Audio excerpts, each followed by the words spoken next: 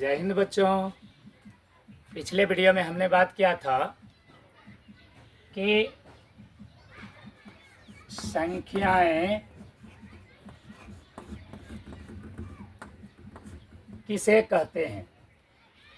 Number 1 में बात किए थे, नंबर 2 में बात किए थे प्राकृत संख्याएं किसे कहते हैं। तीसरा नंबर बात किए थे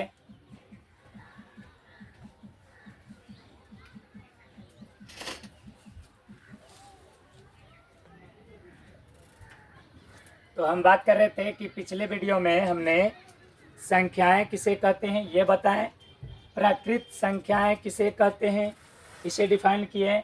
फिर बोले थे कि पूर्ण संख्याएं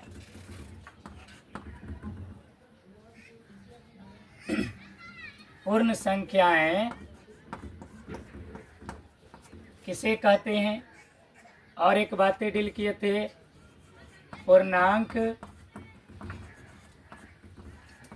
संख्याएं किसे कहते हैं, और अंत में बात किए थे ऋण या अभाज्य संख्याएं किसे कहते हैं। ये 5 बिंदुओं पर पिछले वीडियो में हमने बात किया था और इसे डिफाइन किए थे। अंत वाले को फिर एक बार पुनरावलोकन कर लेते हैं, देख लेते हैं कि इसमें बताए थे कि जिस संख्या में एक तथा स्वयं को छोड़कर किसी अन्य संख्या से भाग नहीं लगता हो तो वह संख्या हमारी ऋण या अभाज्य संख्या कहलाती है। और दूसरे शब्दों में परिभाषा दे सकते थे कि जिस संख्या का गुणनखंड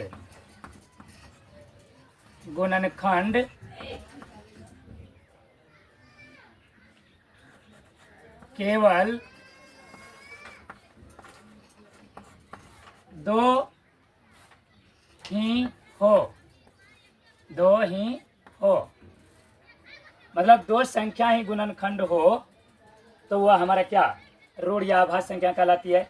जैसे हम बताए थे कि 2 का गुणनखंड 1 और 2 है, 2 अंक आई, ये 2 संख्या आई। फिर 3 का बताए थे 1 और 3, 2 संख्या ही आई इसका गुणनखंड। तो इस तरह से दूसरे रूप में परिभाषा दे सकते थे इसका कि जिस संख्या का केवल 2 ही गुणनखंड हो तो वैसी संख्या को हम लोग ऋण या अभाज्य संख्या कहते हैं। आगे आज हम बात करेंगे, तो बात करने वाले थे आज, पिछले वीडियो में 5 तक हम लोग चले थे। आज क्वेश्चन नंबर 6 लेंगे। सम संख्याएं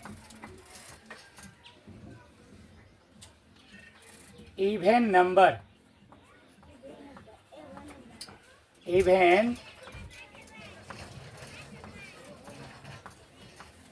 नंबर्स किसे कहते हैं। तो इसका सरल परिभाषा हम लोग देखेंगे, बहुत ही आसान परिभाषा आंसर के रूप में।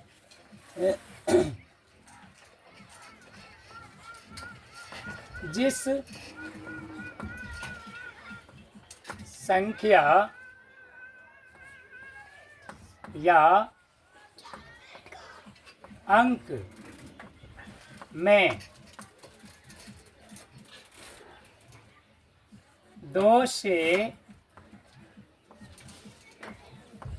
पूरा भाग लग जाए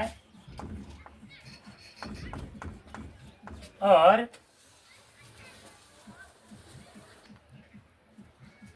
और उसका शेषफल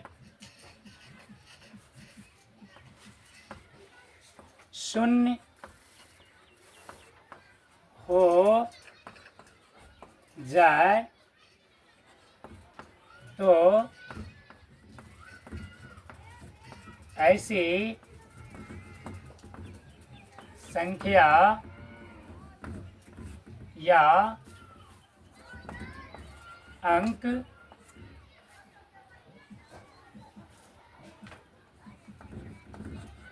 सम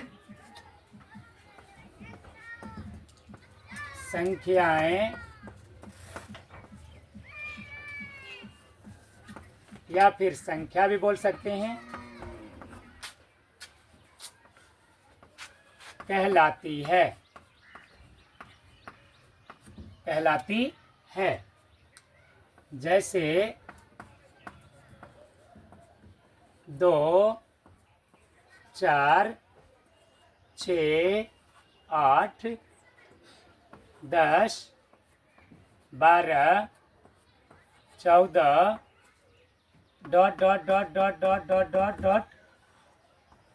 अनंत तक जा सकती है। इसे हम लोग इन्फिनाइट बोलते हैं।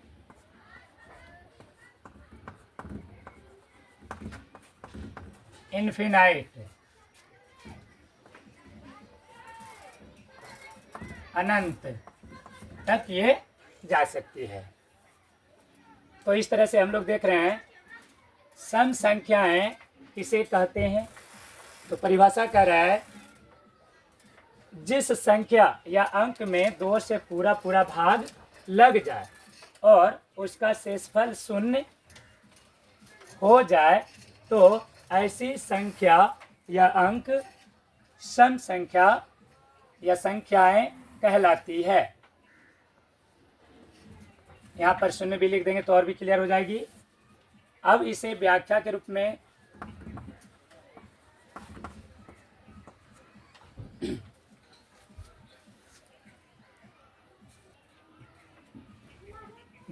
रूप में कहेंगे कि ये कैसे जानेंगे कि 2, 4, 6, 8, 10, 12, 14, 16, 18, 20, 22, 24, 26, 28, 30, 32 ये सब सम संख्या है। तो इसके लिए हमने भाग के माध्यम से प्रूव करेंगे। 2 से भाग देंगे 4 में, 2 से भाग देंगे 8 में, 2 से भाग देंगे 18 में,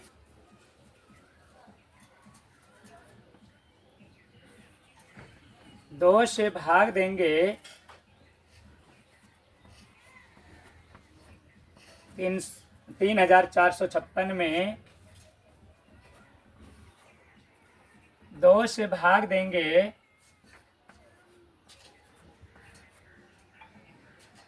1234 में।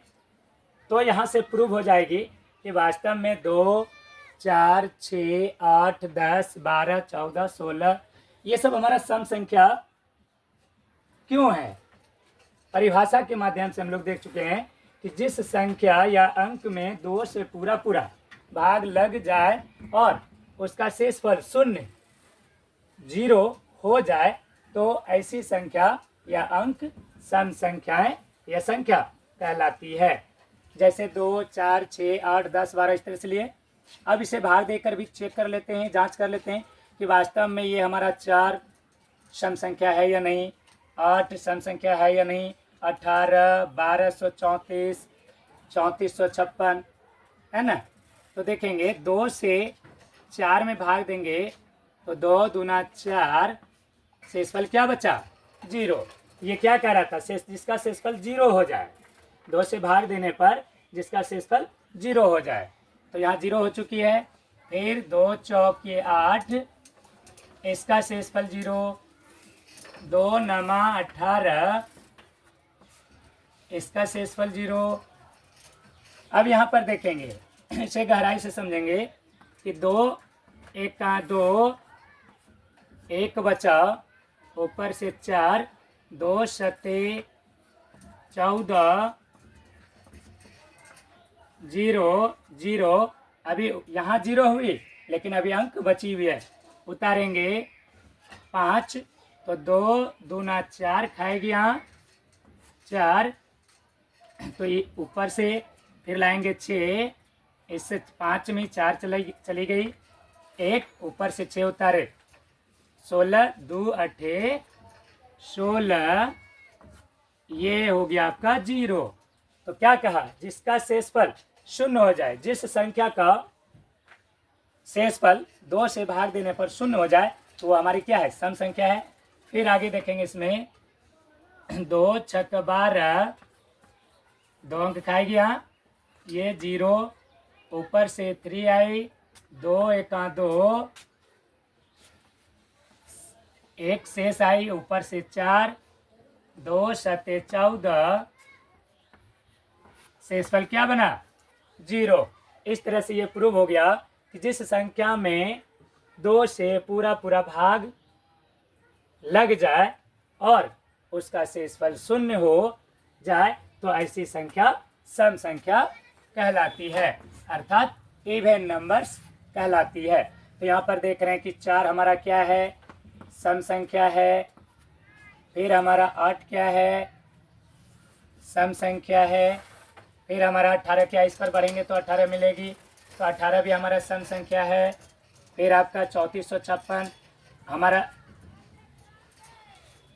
संख्या का अंतिम अंक हमारा 6 है, 6 हमारा सम संख्या, तो ये भी हमारा पूरा सम संख्या। अंतिम अंक 4, तो 4 हमारा सम संख्या, तो ये पूरी की पूरी सम संख्या। इस तरह से ये सम संख्याएं किसे कहते हैं, इसका डिफाइन था, और ये प्रूफ भी हो चुका,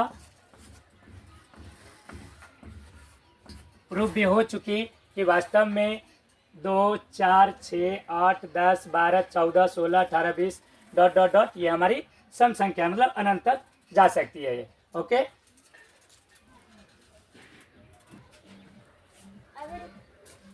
अब हम बात करेंगे क्वेश्चन नंबर 7 पर। विषम संख्याएं, ऑड नंबर।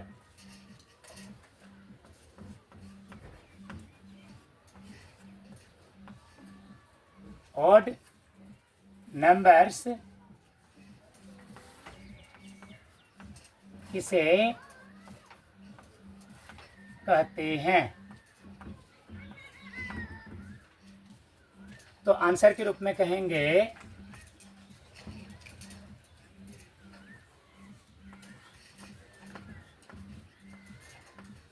जिस संख्या में 2 से पूरा पूरा भाग नहीं लगे और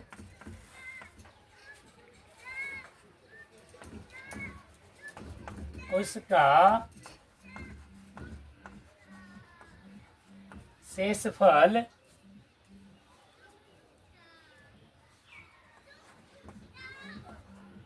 0 0 नहीं हो, तो ऐसी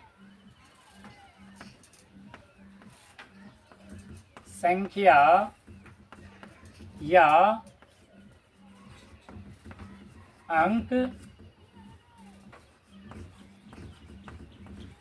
विषम संख्याएं या संख्या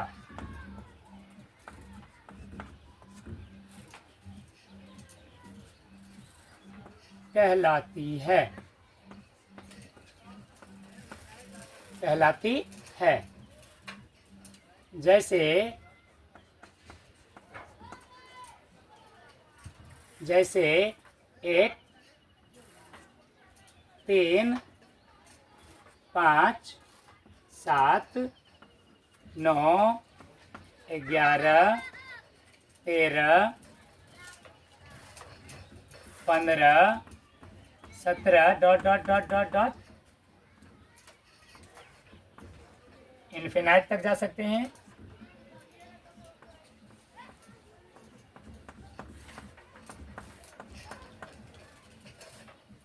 अनंत तक, इसे अनंत कहते हैं हम लोग। तो ये क्वेश्चन कर रहा है विषम संख्याएं ऑड नंबर्स किसे कहते हैं, ये क्वेश्चन बना।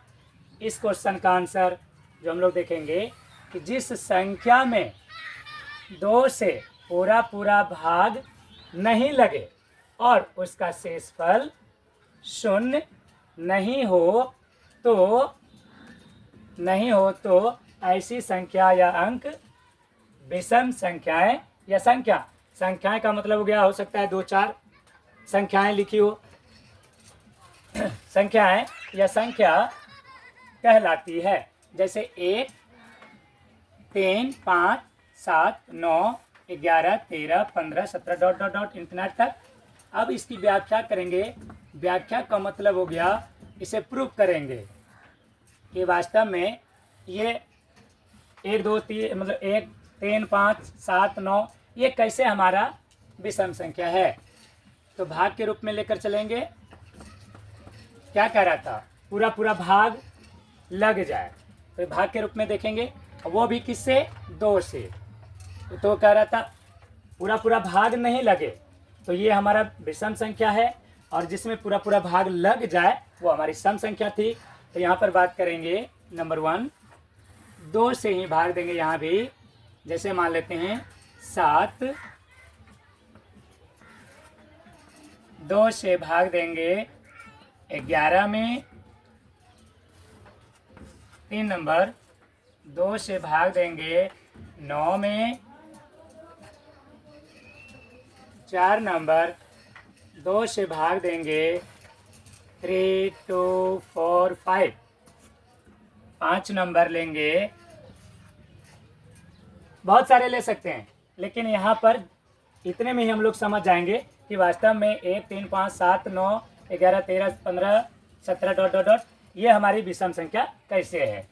फिर 2 से भाग देंगे 19 में। अब इसे डिफाइन करते हैं। तो 2 से भाग देने पर 7 में जब भाग देंगे 2 3 टाइम्स कितना हो जाएगी, 6, 2 3 6 1 बचा। क्या कह रहा था, जिस संख्या में 2 से भाग देने पर या 2 से पूरा पूरा भाग नहीं लगे, तो नहीं लगे और उसका शेषफल 0 नहीं हो। तो यहाँ पर शेषफल 0 नहीं हुआ, शेषफल 0 नहीं हुई अर्थात पूरा पूरा भाग नहीं लगी, तो इसे हम लोग क्या कहेंगे, विषम संख्या। फिर 2 से भाग देंगे, 2 5 10, 1 शेष आई, 0 आया ही नहीं, इसको कह सकते हैं नॉट इज इक्वल टू 0। ये 0 के बराबर नहीं है, इसलिए हमारा क्या हो जाएगा, ये विषम संख्या हो गई, नॉट इज इक्वल टू 0 कह सकते हैं। फिर कहेंगे 2 चौकी 8, 8 खाया, शेषफल 0 नहीं आई, 1 आई। क्या कह रहा था, शेषफल 0 नहीं हो, तो 0 नहीं हुआ, इसका मतलब ये हमारा क्या है, विषम संख्या है। फिर यहाँ पर देखेंगे 2 1 2, 1 ऊपर से 2, 2 6 12, ये आपका 0 आई, लेकिन यहाँ पर अभी बची हुई है, 4 उतारेंगे, 2 दूना 4, ये भी 0 आ गई, लेकिन लास्ट में क्या है, अंत में 5 है, तो 2 दूना 4, 1 आई। इसका मतलब है कि ये इकाई अंक इसका यदि इसमें से कोई एक है तो ये हमारा क्या हो गया, विषम संख्या। तो कह सकते हैं कि यहाँ भी शेषफल 0 नहीं आई, यहाँ भी और यहाँ भी शेषफल अभी तक 0 नहीं आई है। ये 2 नमा 18 खा रही है और यहाँ भी शेषफल 0 नहीं आए। इस तरह के संख्या या अंकों को, ये अकेला है तो अंक कहेंगे, ये दो मिल चुकी है, एक एक इसमें दो बार आई, ये हमारा एक संख्या बन गई, ये हमारा एक अंक है, ये संख्या है, ये हमारा संख्या है। ठीक है, तो यहाँ पर शेषफल हमारा शून्य नहीं आए, तो कह रहे शून्य नहीं हो, जिसका शेषफल शून्य नहीं हो तो वो हमारा क्या होगा, विषम संख्या।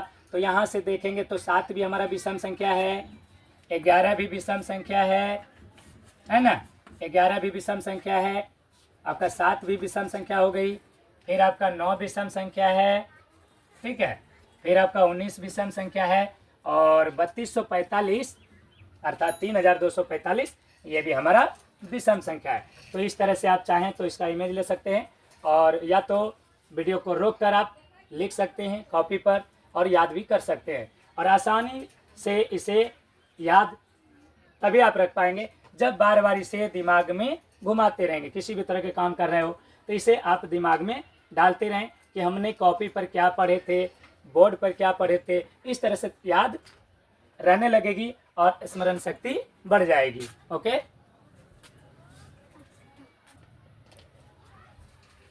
अब बात करेंगे स्टार के रूप में सबसे छोटी सम संख्या 2 होती है।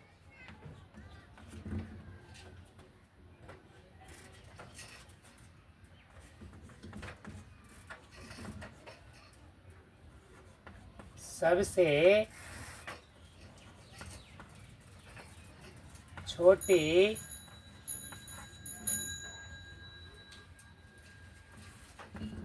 विषम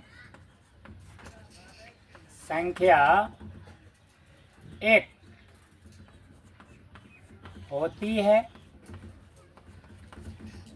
इस तरह से सम संख्या और विषम संख्या का छोटा रूप, सबसे छोटी सम संख्या 2 होती है, सबसे छोटी विषम संख्या 1 होती है। अब बातें करेंगे हम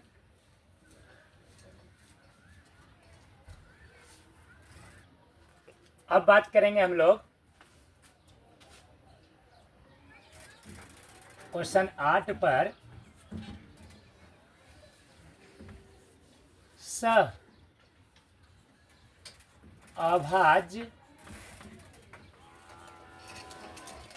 अभाज्य संख्याएं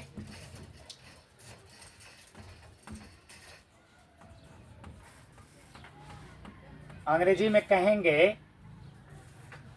कोप्राइम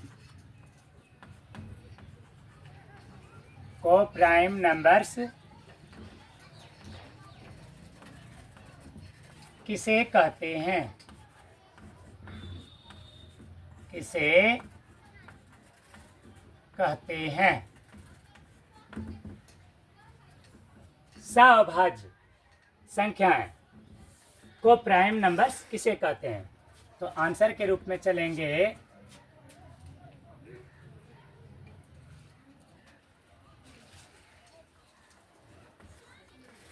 जिस 2 या 2 से अधिक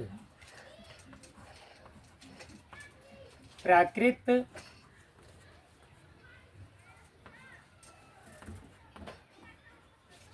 संख्याओं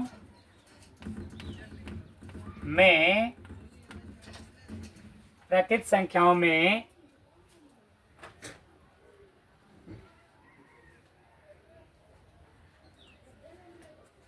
एक को छोड़कर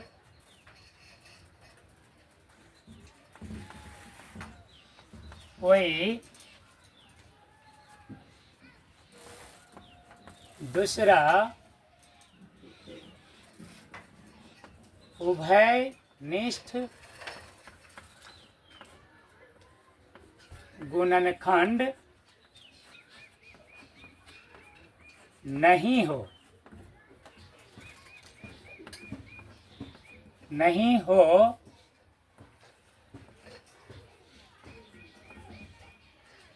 तो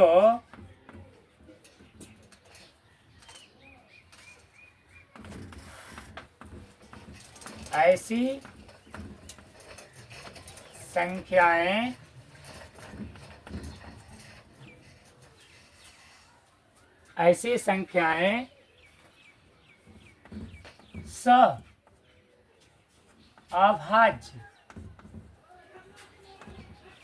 सअभाज्य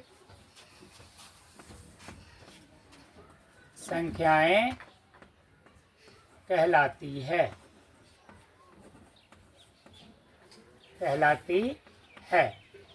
अर्थात दूसरे शब्दों में इसकी परिभाषा दे सकते हैं कि अर्थात जिस दो या दो से अधिक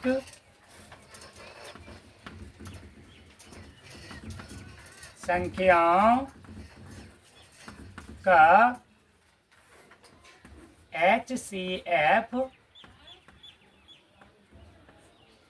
1 अर्थात एक हो तो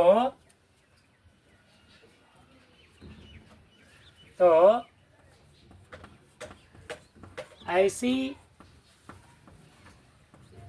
संख्या सअभाज्य कहलाती है।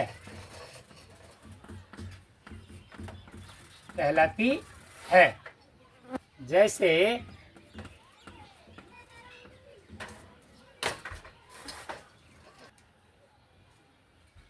जैसे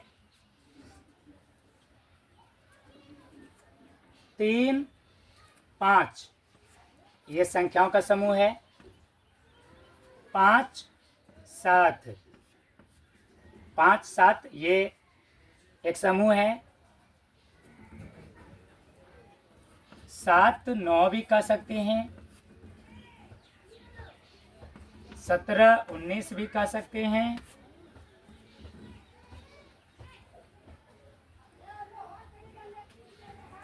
29, 31 भी कह सकते हैं। ...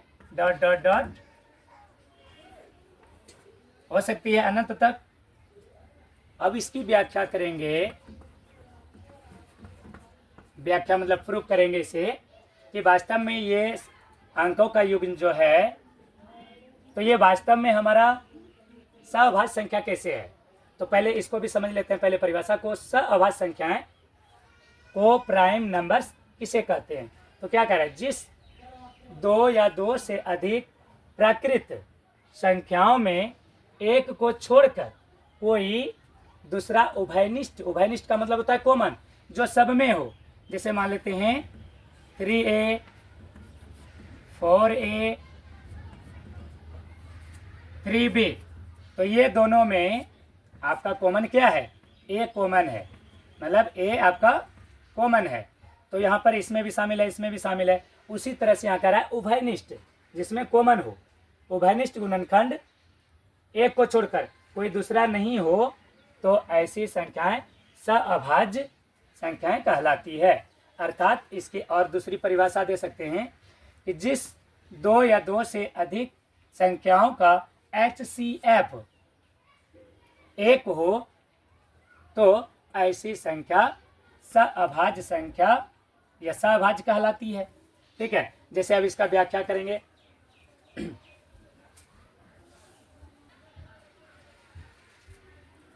जैसे 3 का गुणनखंड लेंगे, 3 का गुणनखंड तो 1 और 3 दो ही गुणनखंड आया। क्या कह रहा है, उभयनिष्ठ गुणनखंड, एक को छोड़कर कोई दूसरा नहीं हो। फिर आपका 5, 1 और 5, तो इसमें देखेंगे ये 3 तो अलग है, 5 अलग है। दोनों में 3 और 5 अलग अलग है, लेकिन एक दोनों में क्या है, उभयनिष्ठ है, इसलिए ऐसा मतलब अंकों या संख्याओं का ऐसा समूह अभाज्य संख्याएं कहलाती है। फिर लेंगे 5 और 7 का, तो 5 का गुणनखंड 1 5, मतलब इसमें जिससे भाग लग रही हो तो केवल 1 से भाग लग रही है और 5 से भाग लग रही है। फिर 7 को देखेंगे तो 1 और 7, फिर भी यहाँ पर हमें एक ही गुणनखंड मतलब एक उभयनिष्ठ गुणनखंड 1 मिला।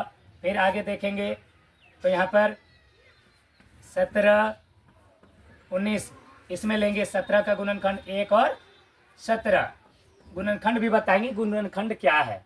पहले ये सारे बातों को, ये परिभाषित शब्द है, ये गणित का एक संख्याओं को मतलब अंकों को किस संख्या में रखते हैं, कहाँ किसे क्या कहते हैं, इसकी व्याख्या हो रही है। तो यहाँ पर देखेंगे 17 का गुणनखंड 1 और 17, तो गुणनखंड क्या होती है फिर आगे वीडियो में हम लोग चर्चा करेंगे। यहाँ पर देखेंगे 19 1 और 19, तो यहाँ भी हमें 1 मिला। इसे छोड़कर हमें कहीं वैसी संख्या नहीं मिली जो कि उभयनिष्ठ हो, तो ऐसे समूह को हम लोग क्या कह सकते हैं, अभाज्य संख्या कह सकते हैं। ठीक है,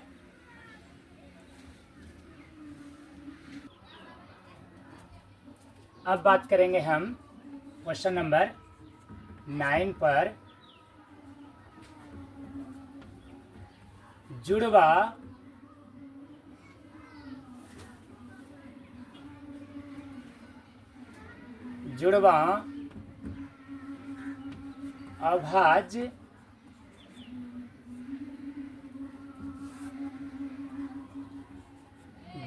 अभाज्य संख्याएं, इसे इंग्लिश में कहेंगे ट्विन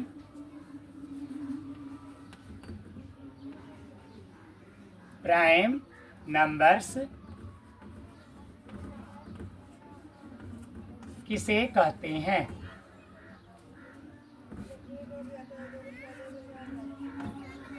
किसे कहते हैं।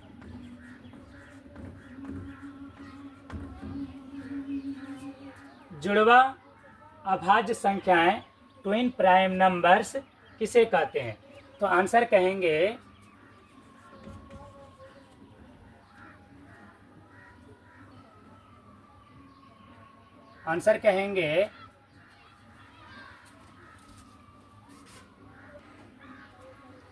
आंसर में कहेंगे दो अभाज्य संख्याओं का ऐसा युग्म, युग्म का मतलब हो गया जोड़ा, युग्म जोड़ा जिसमें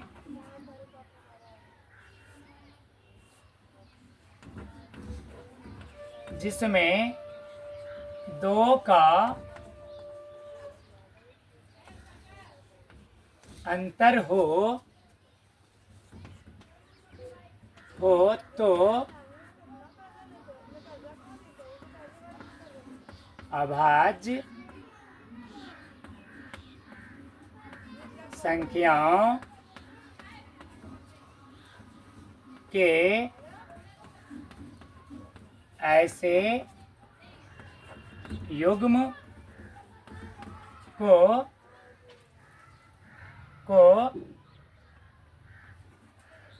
जुड़वा अभाज्य संख्याएं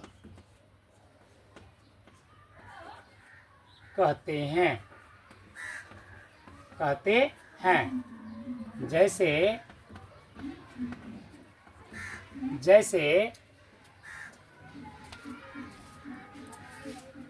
ऊपर नीचे कटो ना, जैसे 3 5 ये अभाज्य संख्या का युग्म है, 3 5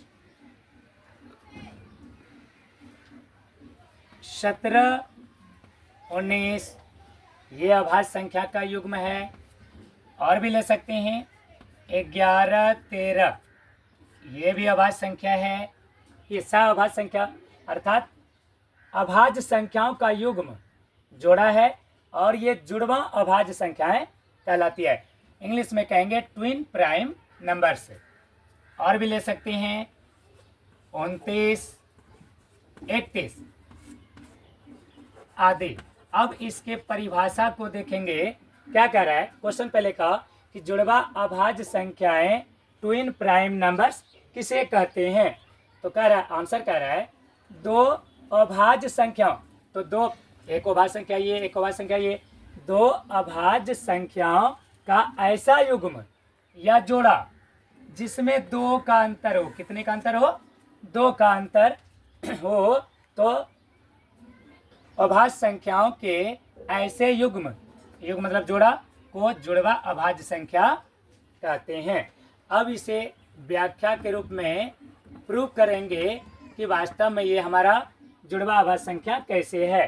तो दो का अंतर कर रहा था, कितने का? दो का। तो आप बड़े में छोटे को घटाएंगे, 5 - 3 करेंगे तो दो का अंतर आया। ये दो ज़्यादा है, ये दो कम है। फिर देखेंगे 19 - 17 तो बराबर 2, दो का अंतर आ रही है। ये हमारा दो ज़्यादा है, 17, 19 से दो कम है। फिर आगे देखेंगे 13 - 11 बराबर 2, सब में दो का ही अंतर आना चाहिए। तो वैसे मतलब अभाज्य संख्याओं का ऐसा युग्म जिसमें दो का अंतर हो तो वो हमारा जुड़वा अभाज्य संख्या या ट्विन प्राइम नंबर्स कहलाती है। ठीक है, तो सबसे छोटा यदि हम कह दें, सबसे छोटा जुड़वा अभाज्य संख्याएं, ये नोट के रूप में कहेंगे या संख्या कह देंगे। सबसे छोटा जुड़वा अभाज्य संख्या तो क्या हो जाएगी? सबसे छोटा हमारा ये है। 1, 3 भी कह सकते हैं, 1, 3 भी कह सकते हैं। ये भी हमारा क्या हो रही है, लेकिन ये हमारा अभाज्य संख्या नहीं है, इसलिए इसे नहीं लेकर हम लोग 3 और 5 को ही लेंगे ओनली। यहाँ क्या हो जाएगी? 3 और 5। ओके,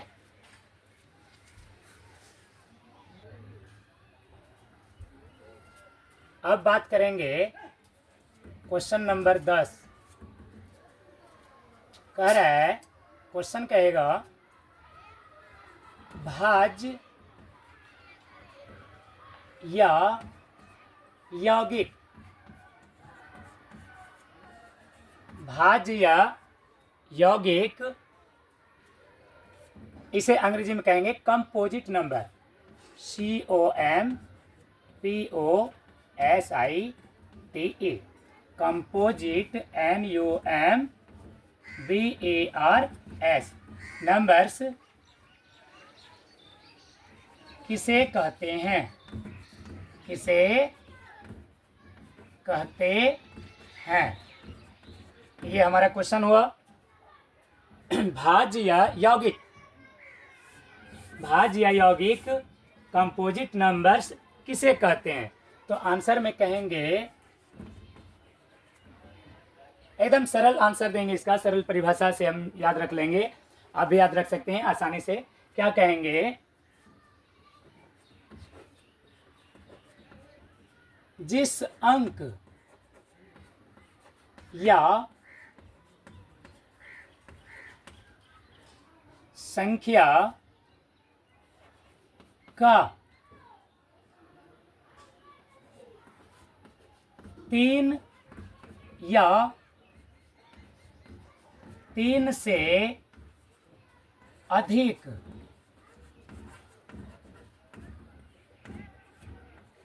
गुणनखंड हो तो ऐसी अंक या संख्या भाज्य या यौगिक संख्याएं कहलाती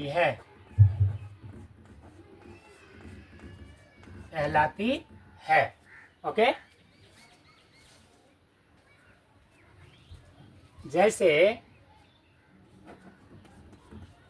जैसे 4, 6, 8, 9, 10, 12, 14, 15, 16 dot dot dot dot dot अनंत तक जा सकती है ये। तो क्वेश्चन क्या कह रहा है, भाज्य या यौगिक कंपोजिट नंबर्स किसे कहते हैं। इसका आंसर क्या कहा, आंसर कह रहा है कि जिस अंक या संख्या का 3 या 3 से, क्या बोला, 3 या 3 से अधिक गुणनखंड हो तो ऐसी अंक या संख्या भाज्य या यौगिक संख्याएं कहलाती है। जैसे 4, 6, 8, 9, 10, 12, 14, 15, 16 डॉट डॉट डॉट अनंत तक ले सकते हैं। अब इसकी व्याख्या के माध्यम से फिर एक बार परिभाषा को देखेंगे कि आखिर ये संख्याएं कैसे भाज्य या यौगिक संख्या है, और इसके पहले 1, 2, 3 क्यों नहीं है, ये हमारा भाज्य या यौगिक संख्या क्यों नहीं है, यौगिक संख्याएं क्यों नहीं है, तो इस पर भी चर्चा करेंगे। तो व्याख्या करेंगे 1, 2, 3, 4, 5, 6, 7, 8, 9, चलिए हमने 10 तक ले लिए, ठीक। अब व्याख्या कर रहे हैं, एक हमारा एक का गुणनखंड एक ही होगी, है ना। तो ये तो हमारा कुछ नहीं बल्कि एक है, इसका गुणनखंड 1 और 2, 3 का गुणनखंड 1 और 3। अब 4 पर आते हैं, तो 4 में 1 से भी भाग लग रही है, 2 से लग रही है और 4 से भी लग रही है। 5 में 1 और 5, इसके अलावा कोई संख्या ऐसा नहीं है, कोई अंक ऐसा नहीं है जो 5 में भाग लगे पूर्ण रूप से। 6 में 1, 2, 3 और 6, फिर 7 पर बढ़ेंगे, 1 और 7, ओनली 2 गुणनखंड है इसकी, ओनली 2 गुणनखंड। फिर 8 पर चलेंगे, 1,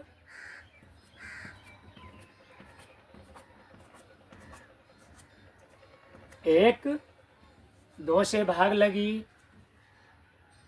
4 से और 8 से। फिर आगे लेंगे 9 को, 1, 3 और 9। फिर अब 10 को भी ले ही लेंगे। इस तरह से और भी आप बना सकते हैं, 1, 2, 5 और 10। अब जरा गौर से इतने बातों को वनली देखिए, तब ये बातें समझ में आ जाएगी कि वास्तव में ये यौगिक या भाज्य संख्या कैसे है। तो क्या कहा, परिभाषा ने कह रहा है जिस अंक या संख्या का 3 या 3 से अधिक गुणनखंड हो तो ऐसी अंक या संख्या भाज्य या यौगिक संख्याएं कहलाती है। अब यहां पर देखेंगे किसका किसका 3 गुणनखंड है या 3 से अधिक है। तो पहला तो ये आपका नहीं है, इसमें 2 ही गुणनखंड है, इसमें 2 गुणनखंड है, इसमें 3 गुणनखंड है, 3 गुणनखंड है, ठीक है।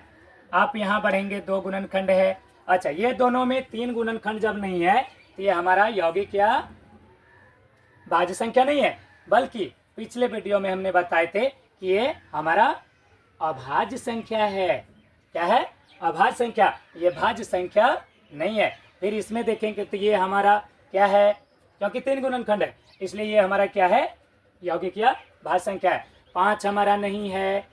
6 में 4 गुणनखंड, कितने अंक का गुणनखंड है, 4 अंक का, तो ये हमारा क्या है, भाज्य या यौगिक संख्या है। 7 में 2 का गुणनखंड, ये हमारा नहीं है।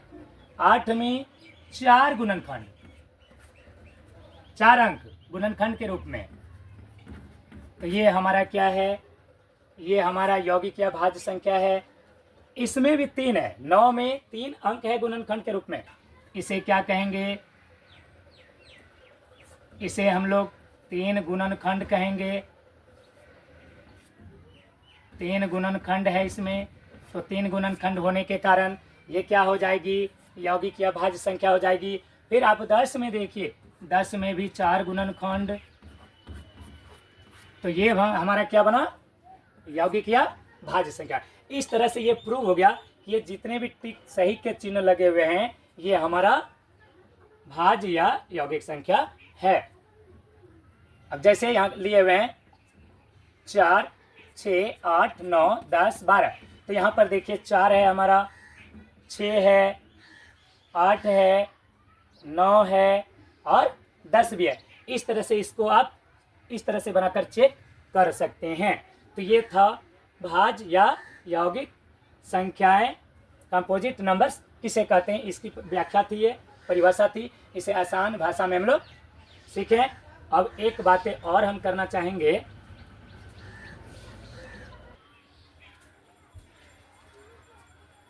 इस तरह से अब स्टार लेंगे नोट के रूप में,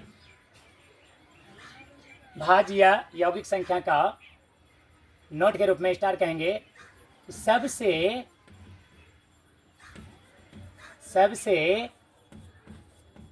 छोटी भाज्य या यौगिक संख्या 4 होती है।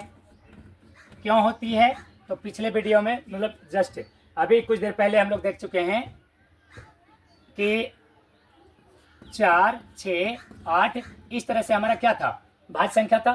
तो सबसे छोटा कौन हुआ, 4। अब व्याख्या जो किए थे उसमें भी देखे थे कि सबसे मतलब पहला टिक जो सही का लगा था वो 4 पर लगी थी, इसलिए सबसे छोटी भाज्य या यौगिक संख्या क्या हो गई, 4 होती है। ओके, और इसी के जस्ट बगल में एक और भी स्टार ले लेंगे, कहेंगे सबसे छोटी अभाज्य या ऋण संख्या 2 होती है। और यदि पूछ दे सबसे बड़ी यौगिक या भाज्य संख्या, तो अनंत कह सकते हैं। सबसे बड़ी अभाज्य